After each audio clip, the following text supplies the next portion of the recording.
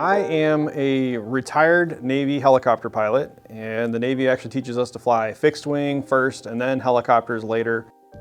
I had a couple jobs flying aircraft, manned aircraft after I retired, but one of those was working with a helicopter pilot who had his Part 107 license, which is a license that's required to fly small unmanned aerial systems. And he asked me if I had my Part 107 license. I'm like, no. And so we talked about it a little bit more, and he encouraged me to get my license. So now I'm a full-time faculty in the Unmanned Aerial Systems program here at Sinclair. I'm actually an introvert, which is kind of, people are surprised when I tell them that. Things like this are sometimes tiring for me, but I really find it fulfilling also. And I love going out on the road and telling sailors about their careers. So after I retired, I kind of jokingly told people I need to find a job where I can get paid to talk. And one of the folks who actually is a student pilot with Sinclair, he's an older guy like me, he's not what you call a traditional student, but he mentioned that Sinclair was hiring and they were looking for a U.A.S. faculty member. So I saw that, and based on the fact that I've been doing some unmanned aerial systems flying and my desire to get back into some sort of teaching and working with folks, I think it was a pretty good fit.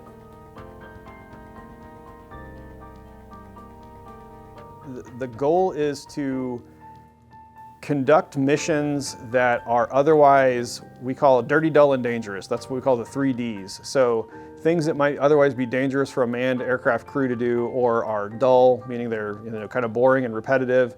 And why is that important? Because human nature is, if you're doing the same thing over and over again and it's not exciting, it's harder to stay focused on it. We're trying to prepare our students to operate the aircraft. That's probably the piece that most of them think of when they imagine, I'm going to become a U.A.S. student. They just think we're going to teach them how to fly drones. But the reality is, that's a small piece of the overall puzzle nowadays. Most companies that hire and that operate UASs and hire our graduates or other people that have the training in the background are looking for folks that can operate the UAS and do something else. And that could be maintaining them. So somebody who has the ability to fix things when they break, do the routine maintenance, replacing stuff that's worn out but maybe hasn't broken yet, but it's coming. That's one aspect of it. Doing data analysis is a huge piece. In fact, that's a growing area of our industry because much of what we do is doing some kind of image capture. Because if all they're able to do is fly the aircraft, they're going to have a hard time being competitive in the current U.A.S. job market.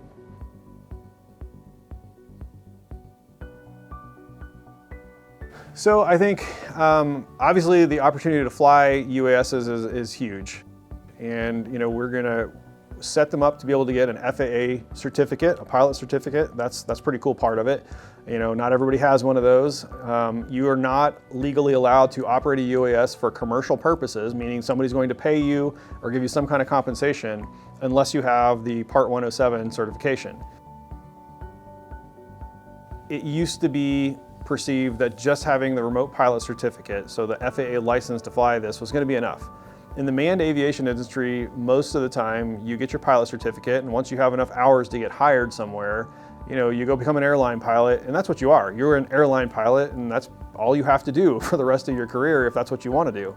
But in the UAS world, as I may have mentioned in a previous conversation, it's not really enough anymore just to be a pilot.